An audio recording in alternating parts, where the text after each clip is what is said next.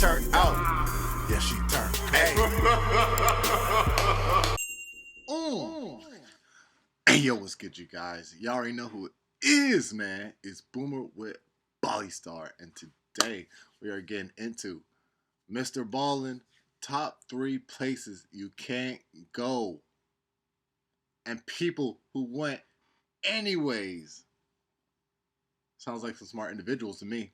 But yeah, man, make sure you leave a like, just below the video, man. Subscribe if you're new, join up with the All-Star gang up in this thing. Let's get straight on into it, man. Let's get it. I think we all tend to believe that everywhere in the world is accessible if I just had the time, the money, or maybe both. But today, I'm going to shatter that illusion and share with you a top 3 list of places you can't go, no matter how much time or money you may have. And for each of these locations, I'll share with you an instance of people going there anyways and what happened to them. Spoiler, it didn't end well. But before we get into today's top 3 list, if you're a fan of the strange, dark, and mysterious delivered in story format, then you've come to the right place, because that's all I do, and I upload 3, 4, even 5 times every week. If that's of interest to you, please throw the like button into the Devil's Kettle in Minnesota, and then subscribe to my channel and turn on all notifications so you don't miss any of my weekly uploads. All right, let's get into today's stories.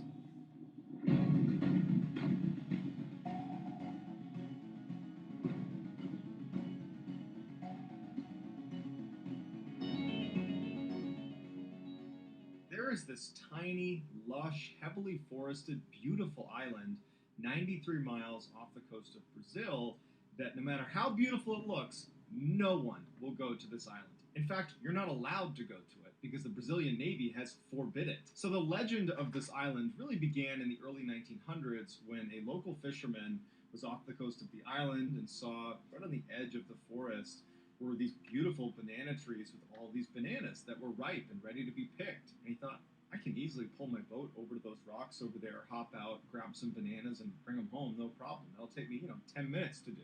And so he pulls over by himself to get these bananas. He anchors his boat. He walks up the beach. He climbs up the tree, and he starts hacking down some bananas. And while he's up there, he suddenly feels a sharp pain on his rib cage. And he falls out of the tree, and he looks down, and he's bleeding out of his rib cage. You can see it on his shirt. There's blood on his shirt. Was there a branch that jabbed me in the side? Those are teeth marks. That? And he's alone. He's 93 miles from the mainland. And so in a panic, he ditches the bananas. He runs to his boat, gets it unanchored, and starts making his way back to the mainland. But on the trek back, he passes out in the boat. Later that day, another group of fishermen see this boat kind of drifting around near some rocks, and it looks like something's wrong, so they make their way over to it, and there's this fisherman who went to get the bananas, but he's lying on his back.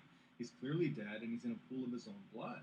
20 years after this incident, there was a lighthouse keeper that was assigned to work on this island, and he brought his family with him. They were staying in the main house of the lighthouse, and it was going fine for the first couple of days they were there, but at some point, captains of vessels that would drive past this island and relied on that lighthouse noticed that the light wasn't on, and so they reported it to the mainland, and a search party was sent out to check on the lighthouse keeper and his family to make sure that they had all their supplies and that they were okay. When they get to the lighthouse, they find the entire family is dead in their bed, and the only clue they had were these puncture marks all over the bodies of these deceased lighthouse keepers and an open window.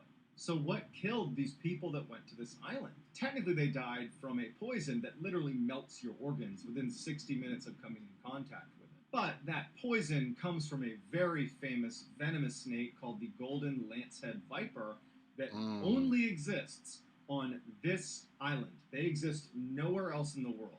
And so this island has been dubbed Snake Island. And since nobody goes to this island, the lancehead viper population has exploded.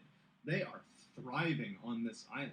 In fact, researchers say that there's at least 3,000 of these venomous snakes that live on this island, and for every 1 square meter of the island, there is a snake, which means let's hope they don't learn how to swim. If you're on this island, you are always within 1 meter of something that can kill you.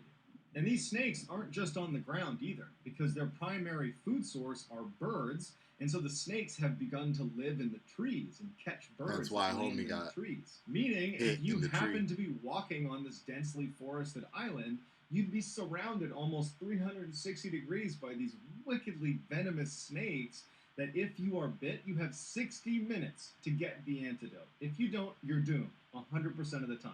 Nowadays, the only people that go to this island are the Navy, who replace the batteries in the lighthouse, which is now automated because it's too dangerous to be there. They go once a year to replace those batteries. Researchers occasionally go there, and you have poachers that go to try to catch some of these snakes because they're so rare. They can sell on the black market for 10 to 30,000 US dollars. But many of these poachers that manage to sneak onto the island just get bit by these spiders and die. So there you go, karma. Hence why it's bank. Wherever today takes you, whatever tomorrow demands of you, you'll be.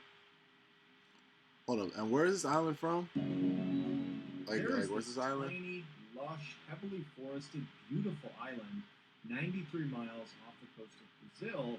No matter how beautiful it looks, no one will go to. I thought it was somewhere in South America. So there you go, karma. In early 1945, during World War II, the British decided they wanted to take back Ramree Island from the Japanese. Ramree Island is a fairly large, totally flat island off the coast of Burma that was a great staging location to fly air campaigns onto the mainland. So it was a great air base. And the British had actually owned this island, but the Japanese had taken it back from them in 1942. And so here they are in 1945 looking to take it back. So on January 21st, 1945, British and Indian infantry stormed the beaches of Ramree to try to take it back. As soon as they land, they have all this naval artillery support just bombing the crap out of this airbase. It was just a matter of time before they overwhelmed the remaining Japanese. But the Japanese do not want to surrender, and instead they give up the airbase that they were on, so the British take that back, and the remaining 1,000 Japanese soldiers started retreating to the opposite end of the island, to where there was a much larger battalion of Japanese soldiers that they could meet up with. But the only issue with this particular retreat was they would have to go through 10 miles of mangrove swamp where there's poisonous spiders and insects and deep mud, making it almost impossible to move. But they're determined and they head off into the swamp. But what the Japanese were not ready for is what Ramree Island is famous for. A creature that makes poisonous snakes and spiders and insects look like child's play. And they were walking directly into its den. The British troops decided we're not going to go chasing them into the swamp. And instead, what they did is they set up boats, blocking positions outside of the swamp. If any of the Japanese tried to escape, they would be there waiting. And so the only way the Japanese could get out of there would be to go to the absolute other end, 10 miles away, where their Japanese counterparts were. So that night, as the British are just kind of hanging out in their boats, staring at the swamp, it makes you think is what makes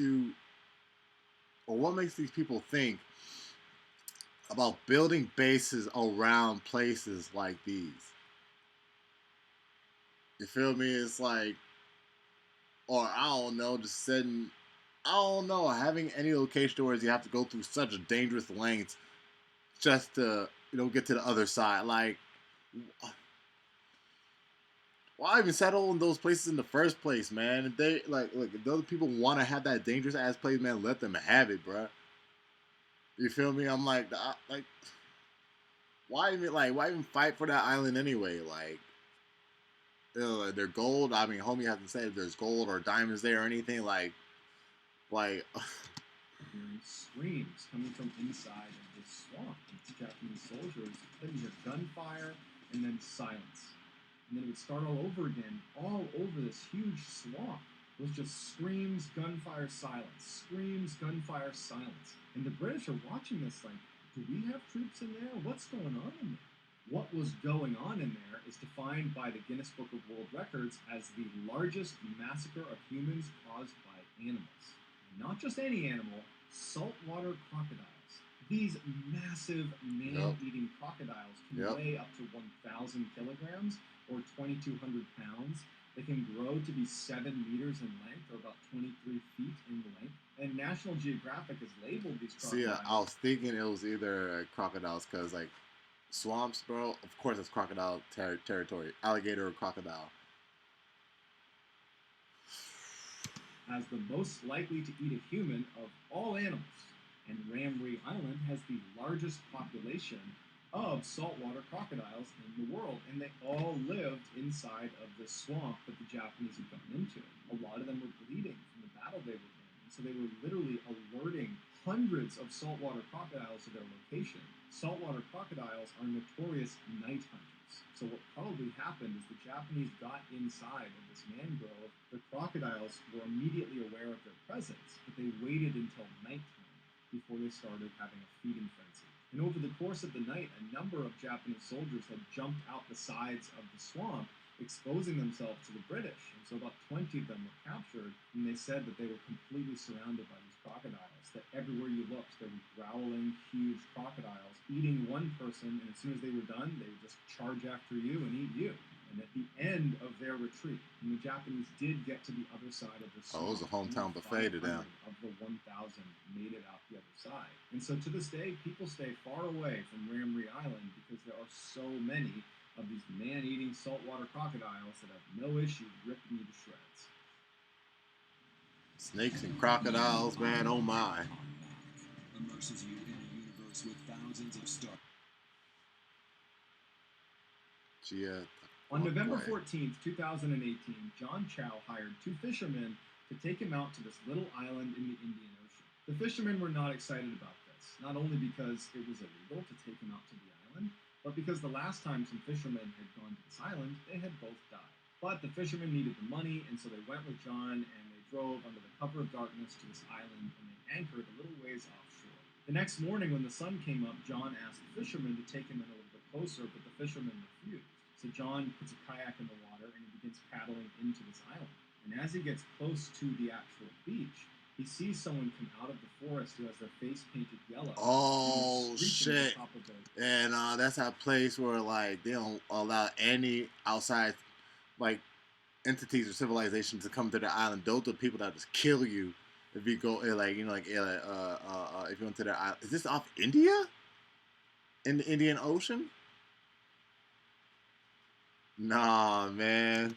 Lungs. And John yells out that he's not threatening them. He just wants to come ashore and talk to them. Nah, And man. then a wave of people with yellow painted faces come charging out of the wood line and start firing arrows in his direction. So John, in a panic, turns around and paddles right back out to the fishing boat. Later that day, John tries to make another attempt at landing on this island and communicating with Nah, the they people. want no He takes his communication. kayak, and he goes down a little bit farther away from where those people had emerged from the tree line earlier in the day and shot him with arrows. He figured he was a little bit farther out of arrow range this way.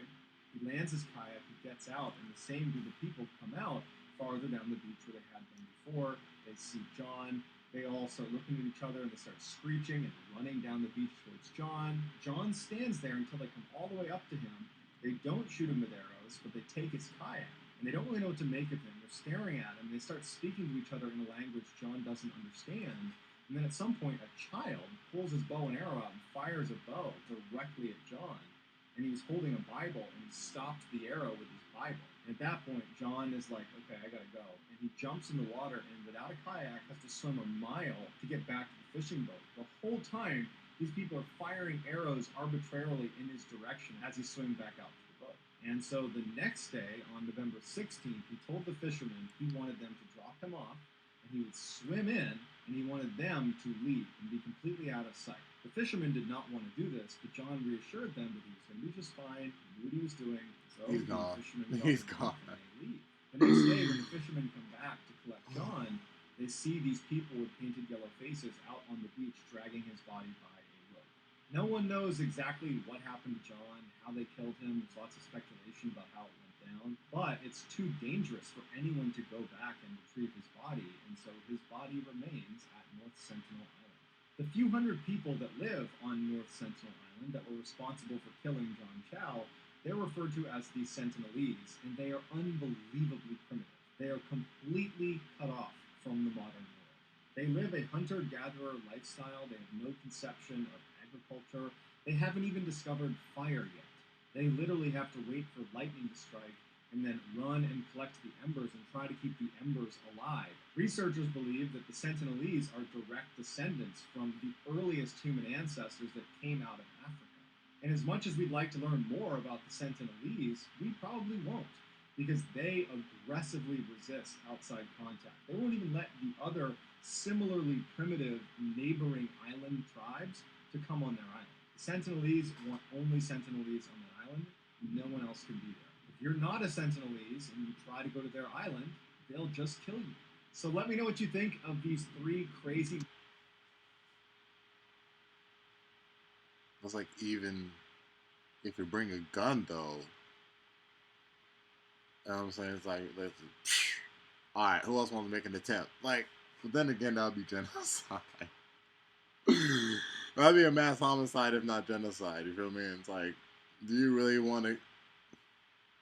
Okay, I'm not even gonna go there. I'm not even gonna go there, bro. That's going too far down deep the rabbit hole. So, hey, man, people don't want to be contacted with. People don't want to be contacted with, man. You just gotta accept that. You know what I'm saying? Yeah. Locations, and let me know if you could go to any of these 3 locations, which one would it be and why? The best answer to that question will get pinned at the top of the comment section. If you enjoyed it, let me know if you could go to any of these 3 locations, which one would it be and why? The best answer to that question will get pinned at the top of the comment section. If you enjoyed today's story and you haven't done this already, please throw the like button into the Devil's Kettle in Minnesota, and then subscribe to this channel and turn on all notifications so you don't miss any of my weekly uploads. If you have I need to watch more of this guy's videos, man. on this channel, please submit a lot of knowledge here. It's linked in the description below. It's just called Mr. Ballen. I read it every day, and if I intentionally use your submission, whether it's your personal story or just a suggested story, I will absolutely credit you. Alright, you guys, so that was Mr. Ballen, top 3 places you can't go, and people who went anyways. You feel me? That's crazy. Out of that question, none of them. You know what I'm saying? Poison ass snakes that are found nowhere else in the world that can melt your organs. The swamp with the biggest population of crocodiles ever. Or an undiscovered tribe of people that don't want outside contact with the world. And I mean, don't want it. They will kill you. All 3 will kill you. Oh, man, I'm straight, man. I'm gonna stay here, chill with my monkey. Y'all let me know your thoughts about down in the comment section down below, man. If y'all could choose one, which one would you choose? And yeah, I'll catch y'all in the next one, man. Remember, Boomer Bali Star, man. Make sure you leave a like, subscribe if you're new, join up with the All-Star gang up in this thing. I'm gonna catch y'all in the next one. 100. Ooh! On that pesto, I stay gassed up like the petrol. Running all day more than the metro. Having her moan on that falsetto. Eating that cookie like Hansel and Gretel. Spitting out hard, call it heavy metal. Eating real good, ordering the bentos. Chopping it up like my name is Kimbo. I'm a girl stick, but not too little. Can't tolerate no busters on my home. Locking my love, know too much, get wiped out. If you miss their shot, then read